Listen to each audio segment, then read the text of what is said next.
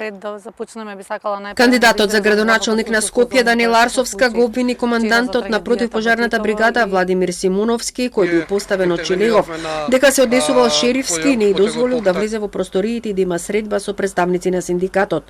Однесувањето го оцени како скандалозно, а Шелегов се плашал да излезат во јавноста сите понижувања и проблеми со кои се соочувале пожарникарите. Значи ваков скандал јас не верувам дека се случил во изминатите 15 години и за мене е навистина одраз на страф нечија, затоа што да попречите синдикатот да си ја работи она кое што е основа за негова работа, да се обидува да обезбеди подобри услови за сите луѓе кои што работат таму, за мене е скандалозно во најмала рака. Шилегов и порача на Арсовска дека партиски активности може да има само надвор од државни институции. Противпожарната бригада не е место каде што се врши политичка агитација, тоа е државна служба од безбедносен карактер.